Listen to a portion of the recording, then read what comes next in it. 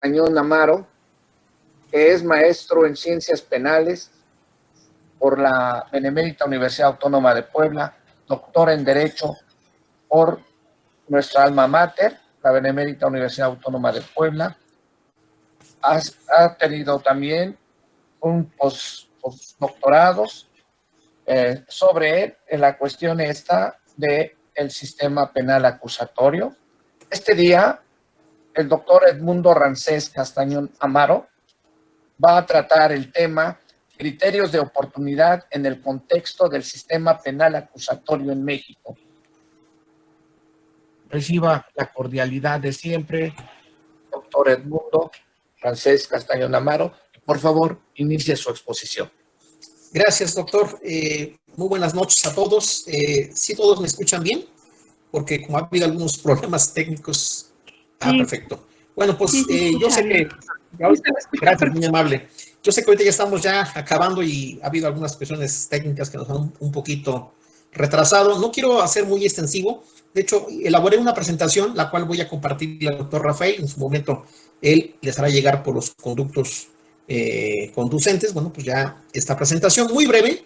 Yo quiero obviamente ahorita platicar con ustedes sobre el tema de los criterios de oportunidad.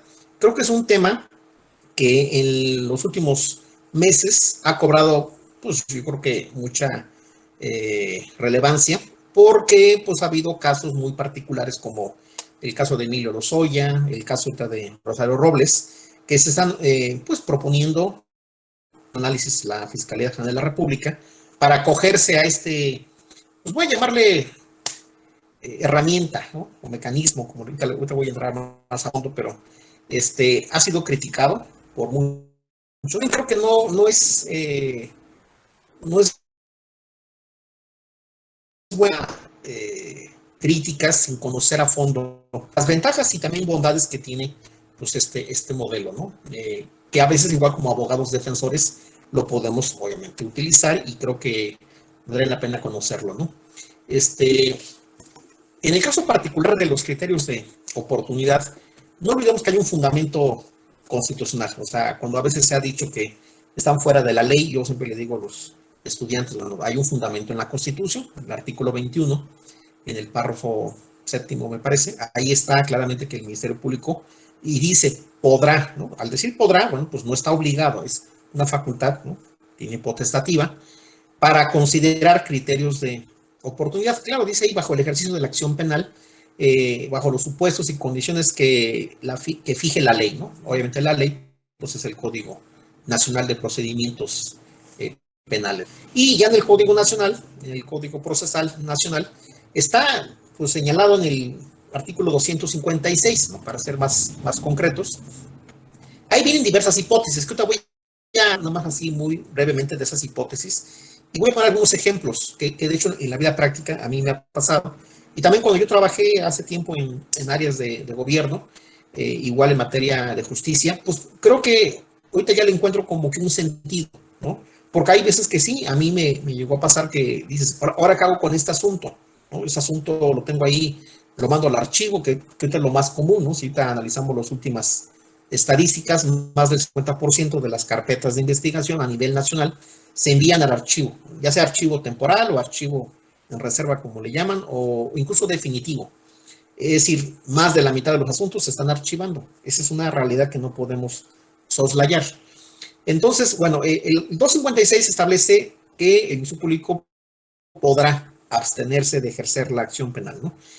Veníamos de un sistema en el cual yo fui Ministerio Público. Entonces, cuando había elementos del tipo penal, en aquel entonces, antes llamado cuerpo del delito, luego tipo penal, y teníamos elementos de la probable responsabilidad, lo que teníamos que hacer como ministerios públicos, hoy como fiscales, era ejercitar la acción penal persecutoria.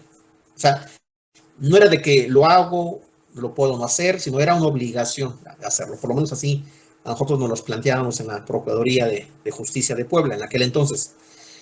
Ahora viene otra mentalidad. Entonces, no olvidemos que el sistema acusatorio que se instala y ya están en todo el país desde el 2016, perdón, pues viene de modelos que fueron obviamente tomados, sobre todo el modelo anglosajón, donde más del 90% de los casos se negocia, se hace una negociación que puede ser muy criticada, puede ser incluso satanizada, pero tiene también pues, un propósito y alguna final. La primera hipótesis que establece el 256 dice que el delito no tenga pena privativa de la libertad, ¿no? Por ejemplo, ahorita me viene a la mente, ¿no? Lesiones fracción primera, ¿no? Del 306, ¿no? Menos de 15 días, ¿no? Solamente maneja, dice, prisión o multa, ¿no? Ahí sería pena alternativa. Pero una que maneje únicamente la multa, ¿no? No sé, acoso sexual, ¿no? Cuando es en agravio de mujeres, ya hoy en día ya fue reformado, pero cuando es en agravio de varones, por ejemplo, solamente se sanciona con multa, ¿no? Por ejemplo, o daño en propiedad ajena, por ejemplo, ¿no? Daño en propiedad ajena culposo, solamente donde hay daño, solamente se sanciona con multa. Entonces, ahí, bueno, procede en ese caso un criterio de oportunidad. La otra cuestión, tenga una pena alternativa, ¿no? Que diga prisión o multa, ¿no? O que diga prisión o, ¿no?, suspensión. La otra dice que tenga pena privativa, lo que no rebase los 5 años. Hablamos de delitos que no son graves, obviamente, tampoco son delitos de prisión preventiva oficiosa, también, y que no se hayan cometido con violencia. Entonces, aquí viene la primera hipótesis. En esos delitos, te autorizo para que tú puedas analizar y puedas aplicar un criterio de oportunidad. Con eso se quitaría mucha carga al sistema de justicia, porque no llegarían ante los tribunales asuntos que son quizás negociables, ¿no? Si a mí me quieres pagar, pues págame, o delitos en los cuales no amerite prisión, ¿no? ¿Para qué llevar un asunto ante juzgados si no amerita pena privativa, ¿no? Ahora, aquí viene la cuestión de donde generalmente en ese tipo de criterios pues, se va a inconformar la víctima. Ahorita vamos a hablar de la víctima, ¿no? Y qué puede hacer la víctima, ¿no? Como poderse inconformar. El segundo habla de proceden delitos patrimoniales que se cometan sin violencia sobre personas o sobre, igual habla de delitos culposos, siempre y cuando dice si el imputado no hubiera estado bajo estado de ebriedad o bajo algún influjo de algún narcótico. Esa hipótesis la quiero comentar porque un caso que yo tuve hace tiempo, ¿no? Habla de delitos culposos o delitos patrimoniales que se cometan sin violencia, pero dice, siempre y cuando el imputado no hubiera estado bajo estado de ebriedad, ¿no? Bueno.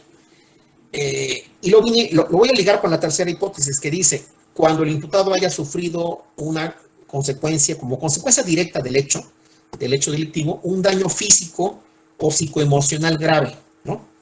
O cuando el imputado haya contraído una enfermedad terminal, ¿no?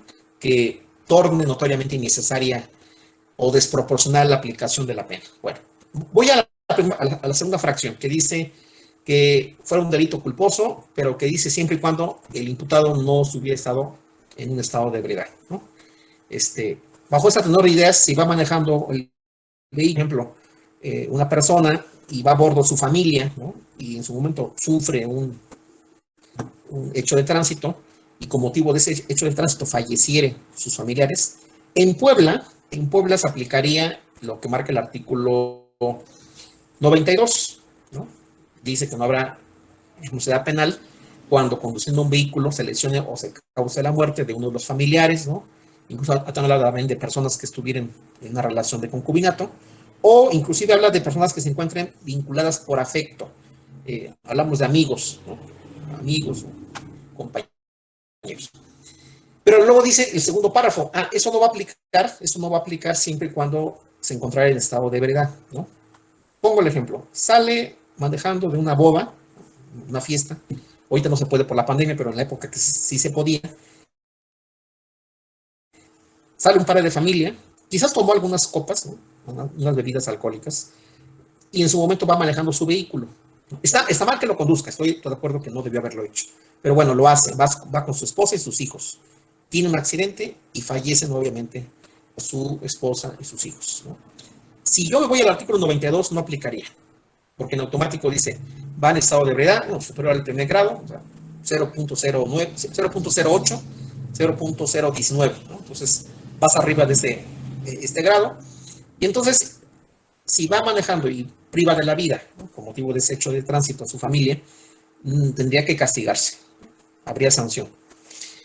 Entonces no aplicaría la fracción segunda, del 256. Pero, bueno, aquí vendría la fracción tercera. Cuando el imputado haya sufrido como consecuencia directa del hecho un daño físico o psicoemocional grave, ¿no? Imagínense ese padre de familia que por ir manejando, ¿no?, su vehículo con su familia fallece, ¿no?, su esposa, sus 2 hijos. La pregunta es, ¿todavía lo vas a mandar a la cárcel?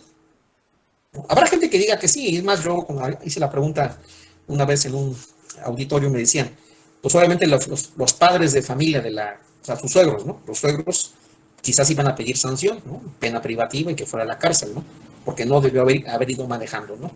Pero a todos nos puede pasar. Obviamente no debe uno conducir, ya estamos de acuerdo que no se debe de conducir bajo efectos de alcohol.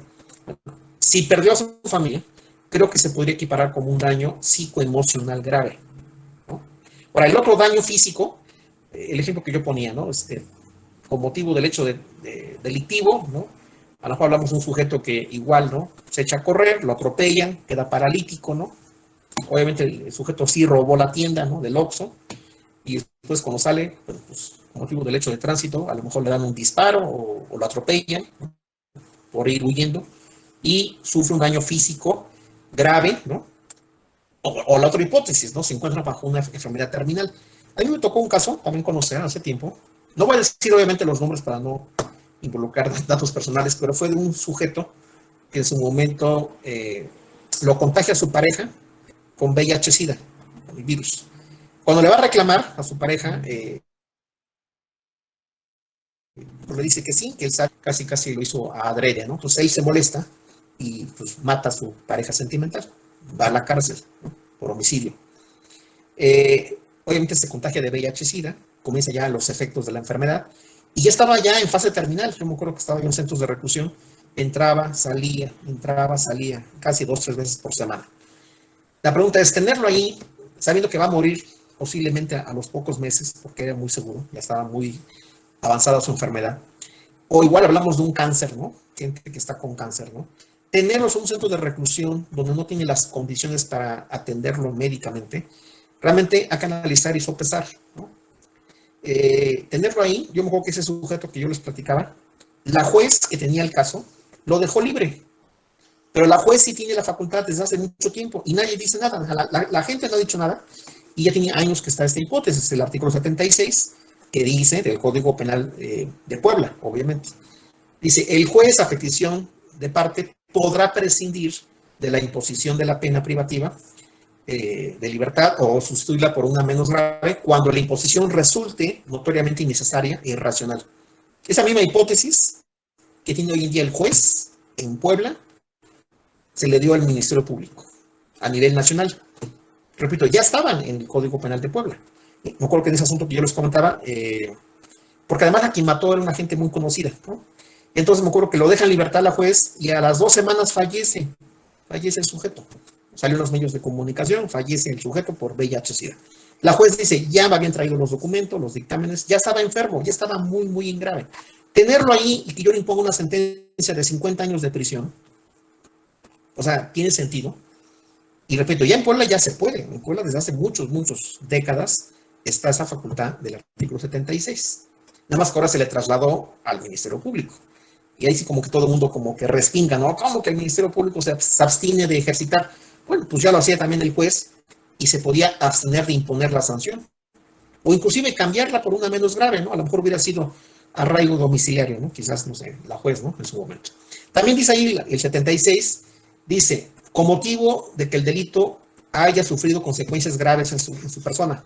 Lo mismo que dice el 256, fracción tercera, que con motivo del delito haya sufrido el sujeto activo consecuencias graves en su persona. Entonces, es muy, muy parecido a lo que dice el 256, fracción tercera, ¿no? Y luego habla también de que presente senilidad avanzada, la gente adulta mayor, y la fracción tercera es igual, exactamente igual que el 256, fracción tercera. Padezca enfermedad grave o incurable, avanzada o precario estado de salud, que fue la que aplicó el caso que yo les decía, aquí en Puebla, de una juez en favor de este acusado, ¿no? Ya no lo sentenció, aplicó el 76, fracción tercera, que es muy, muy similar, obviamente, a lo que dice el 256 del Código Nacional en su fracción tercera, ¿no? Repito, habrá gente que diga, no, pues ¿cómo es posible? Yo no quiero que pase esto, ¿no? A lo mejor que en el caso de el que yo les ponía de el padre de familia que conducía su vehículo y que con motivo del hecho de tránsito fallece su familia, me decía, ¿quién se va a poner? Pues obviamente los papás, ¿no? Los papás de su esposa, o sea, los suegros, ¿no? Y posiblemente van a poner abogado, asesor jurídico para que se inconforme. Están en su derecho. Yo digo, pues sí, están en su derecho. Pero hablamos del caso de un caso real que puede ocurrir, ¿no? No le aplica el 92 porque iba en estado de ebriedad, ¿no? Entonces no podría salir en ese caso libre, ¿no? Bajo un artículo 92.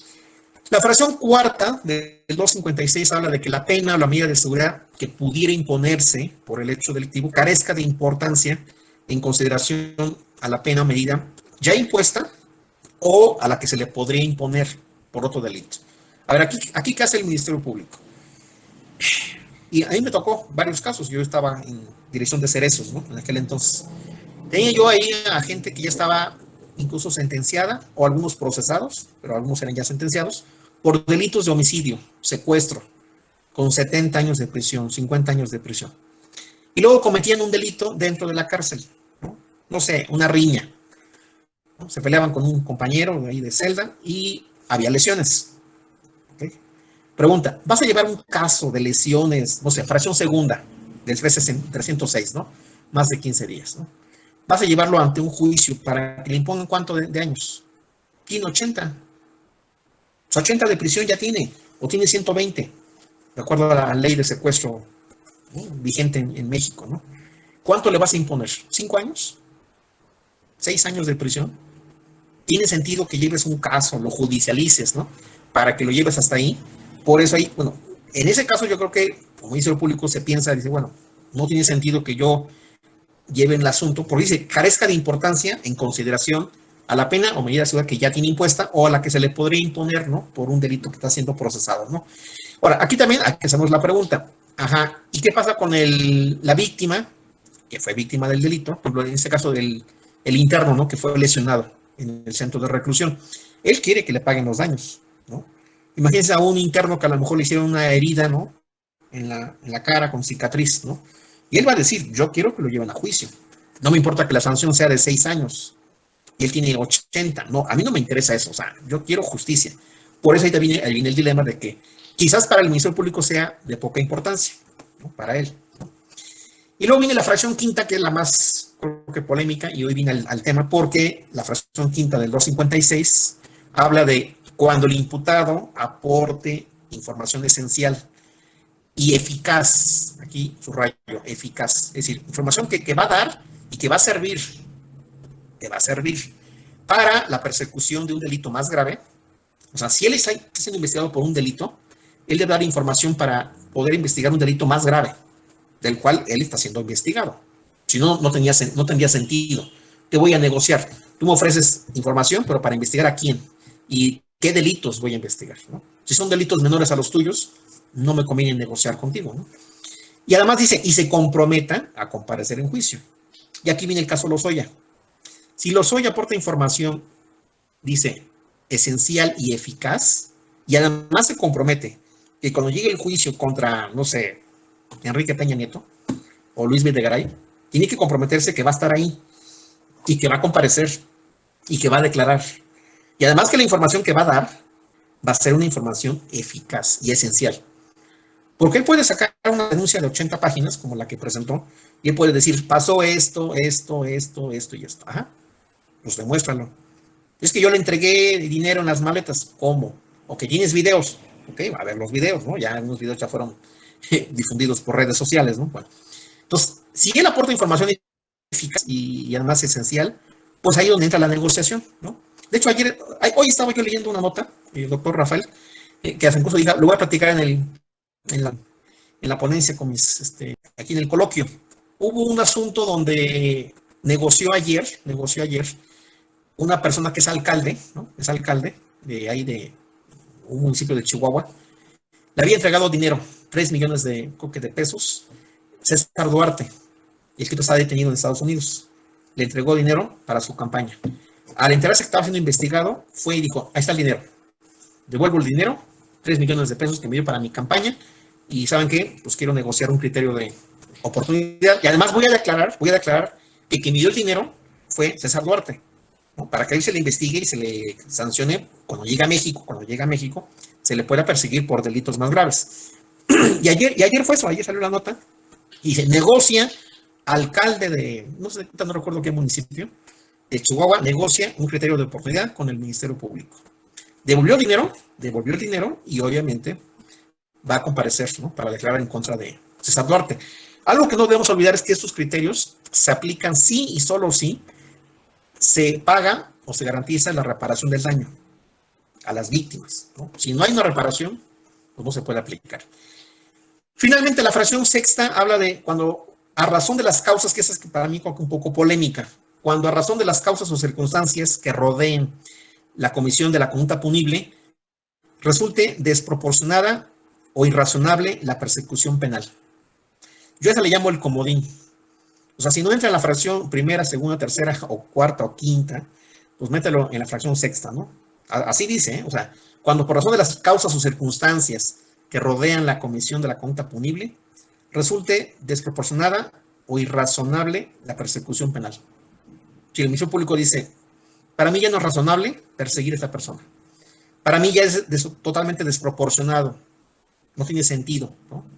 Puede haber varias hipótesis, ¿no? A lo mejor la persona ya no está disponible en México, a lo mejor ya hay datos de que desapareció, ya pasó mucho tiempo, pero ahí puede entrar en ese cajón, ¿no? Del sastre puede entrar cualquier hipótesis, ¿no? Y la fracción séptima fue derogada, ¿no? Claro, el 256 también te pone limitantes. No se pueden aplicar criterios de oportunidad en delitos contra el libre desarrollo de la personalidad. O sea, no se puede aplicar en delitos de lenocinio, corrupción de menores, trata de personas, ¿no? En esos delitos podría aplicar, ¿no? Pornografía, ¿no? Que son contra el libre desarrollo de la personalidad. Tampoco se puede aplicar en delitos de violencia familiar. Me parece adecuado que no se pueda aplicar esos criterios. Porque, ¿qué sucedía? Iba la mujer, generalmente iba la mujer agraviada, me pegó mi marido, ponía la denuncia. A las pocas semanas regresaba, es que ya hablé con él y ya lo perdoné. Ok, entonces ya vamos a archivar, sí, archiven la carpeta. A los pocos meses, otra vez la golpeaba, ¿no? Entonces era así como que constante, ¿no? Por eso es que antes, bueno, el delito de violencia familiar era de querella, ¿no? Ahora ya no es de querella. Ni tampoco va a proceder en delitos fiscales. Ahí también se protege al erario. No va a proceder criterios de oportunidad en delitos fiscales. Pues hay delitos fiscales involucrados, no puede aplicarse criterios de oportunidad. Y luego ahí viene, para mí, lo más interesante, dice, o aquellos en que afecte gravemente el interés público. Ha habido gente que ha dicho, no se puede llevar a cabo un criterio de oportunidad del caso Lozoya, porque esto afecta el interés público. O sea, mucha gente ha dicho, y abogados han comentado que no se puede aplicar por esta fracción, por ese último párrafo, que no procede cuando se afecte gravemente el interés público. ¿Qué le interesa al público? Yo haría la pregunta. ¿Le interesa que se castigue a Lozoya? Yo creo que sí. ¿Que se castiga a Rosario Robles? Yo creo que sí. Entonces ahí quizás se pueden conformar. Nada más que aquí viene la cuestión, y hace un tema también a debate. En temas de delitos de corrupción, ¿quién comparece como asesor jurídico? ¿Quiénes somos víctimas de corrupción? Todos.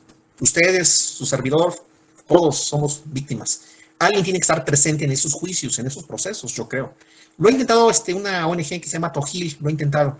Ha intentado que se le conozca la personalidad jurídica en procesos penales de Javier Duarte, el que fue gobernador de Veracruz. Ha intentado esta ONG que se le reconozca personalidad jurídica, porque dice, son delitos de corrupción. ¿Quién comparece a nombre de la víctima? La víctima somos todos. Entonces alguien tendría que acudir, ¿no? Porque yo creo que cuando hablamos de que se afecta el interés público, yo sí me siento afectado cuando se le da una negociación a gente como Lozoya o a gente como Rosario Robles, ¿no? Una estafa maestra que son más de 10,000 millones de pesos y que negocie y que ya se quede en su casa. Yo creo que a la gente eso no le gusta, ¿no? O no le va a gustar.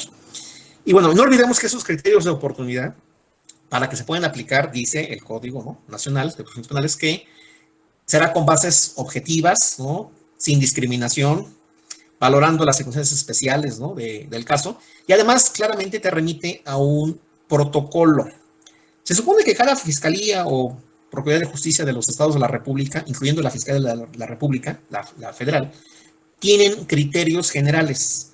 De hecho, lo tiene. La Fiscalía de la República publicó uno en el 2017, para ser exacto, se publicó el 4 de diciembre, un acuerdo que establece los criterios generales de aplicación de criterios de oportunidad. Yo he leído algunos acuerdos de algunas fiscalías o procuradurías de justicia del país, me parecen muy interesantes. Han puesto, por ejemplo, como limitantes al MP. No puedes aplicar criterios de oportunidad cuando la víctima sea mujer. No puedes. Cuando la víctima sea menor de edad, no puedes aplicar. Cuando la víctima sean gente, adultos mayores, gente con discapacidad, grupos vulnerables. O sea, en eso se protege. Y me parece correcto que el acuerdo general que emita cada fiscalía o procuraduría incluya esas delimitaciones. Porque también es un hecho, y lo digo abiertamente, que cuando se aplican esos criterios de oportunidad se puede prestar a la corrupción. O sea, yo llego como defensor, oye, Ministerio Público, pues yo quiero que archives esta carpeta. ¿Cómo lo hacemos? Yo no hablo con gente que no sepa o no ha litigado, sabemos que así es. Entonces, yo creo que hay que cerrar, para mí, hay que cerrar todas las salidas, las ventanas, para además dejarle muy acotado. Ya de por sí ya tienen 6, ¿no? Hipótesis, ¿no? El código procesal. Bueno, hay que delimitar más para no dejarle la puerta tan abierta al Ministerio Público, ¿no? Aquí en Puebla tenemos un caso muy verídico, ¿no? Un muchacho que iba manejando borracho, ¿no? En un Mercedes-Benz, atropella a un joven, ¿no? Que trabajaba en una gasolinera, ¿no? Un joven de escasos recursos, y lo mata, ¿no? Y estuvo en el Ministerio Público y ya salió libre, ¿no? Y la familia, obviamente, del muchacho, de la víctima fallecida, pues está muy molesta. Ya el mismo gobernador también dijo que ese asunto lo va a tomar, obviamente, para que se investigue. Del Estado de Puebla, pues ya también incluso pidió, ¿no? Que se revoque, ¿no? Pero el Ministerio Público negoció. Claro, podemos decir que es un acuerdo reparatorio, que el acuerdo reparatorio procede en delitos culposos. Es un delito culposo. No digo que no legalmente no se pudiera, pero la pregunta es, ¿salió libre, ¿no? este sujeto? Y además, el día que tenía que comparecer ante la audiencia, a la sala de la sede judicial, en su momento, ¿qué sucedió? No se presentó, ¿no? Lleva un documento que dice, aquí tengo un documento que estoy enfermo, ¿no? Tengo cirrosis. Pues ya se demostró que ese documento es un documento falso, ¿no? O sea, al médico también ya se le inició un procedimiento al médico que expidió ese documento. Entonces, si queremos evitar la corrupción, yo creo que lo mejor que podemos hacer es cerrar caminos, cerrar cualquier tipo de ruta de fuga, para que el Ministerio Público, pues, solamente aplique esos criterios con base en esos razonamientos. Y además, no olvidemos que lo que dice el código, ¿no? Esos asuntos, cuando ya se llegan a cumplir, ¿no? Los criterios de oportunidad, extinguen la acción penal. Lo dice el 485 del Código Procesal, en su fracción décima. Claramente dice que se extinguirán el cumplimiento de los criterios de oportunidad, ¿no? Y ya más para acabar, bueno, sí hay un recurso que ustedes conocen, el 258, que procede para que yo, si me considero agraviado por esta resolución o esta determinación del Ministerio Público, yo lo puedo impugnar con fundamento en el 258 del Código Procesal. Tengo 10 días para hacer eso, pero obviamente tendrá que convocar una audiencia, ¿no? El juez de control, en esa audiencia tengo que manifestar, ¿no? Que por qué me estoy inconformando. Generalmente lo tiene que hacer el asesor jurídico. Yo no veo a una víctima, a un ofendido que comparezca sin abogado para que alegue, ¿no? ¿Qué va a alegar si no tiene conceptos jurídicos, ¿no? Y es más, dice, ¿no? El propio Código Procesal que si no comparece la víctima o ofendido, pues se declara sin materia, ¿no? Este medio, ¿no? De inconformidad, ¿no? Y además, pues ya no procede ningún recurso, salvo, bueno, el juicio. Ya más para terminar, no olvidemos que el año pasado salió una jurisprudencia, de hecho salió una jurisprudencia de los plenos de circuito, salió en noviembre de 2019, que dice que no tienes que agotar, ¿no? Este medio de impugnación del 258 cuando eres imputado.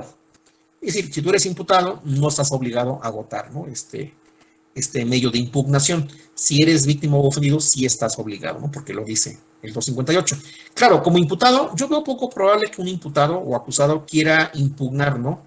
Un criterio por ejemplo, de oportunidad o un archivo, ¿no? A no ser que a lo mejor dijera, bueno, te quito esos delitos y te dejo estos vigentes, ¿no?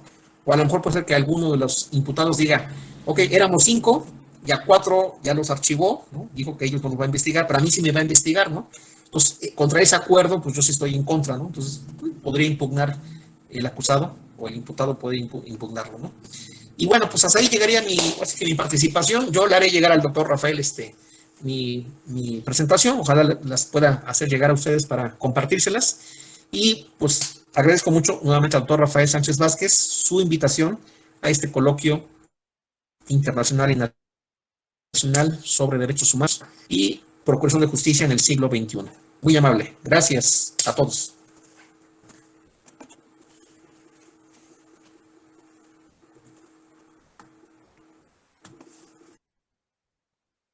Muchísimas gracias, doctor Edmundo Ramsés Castañón Amaro. Excelente exposición. Bien.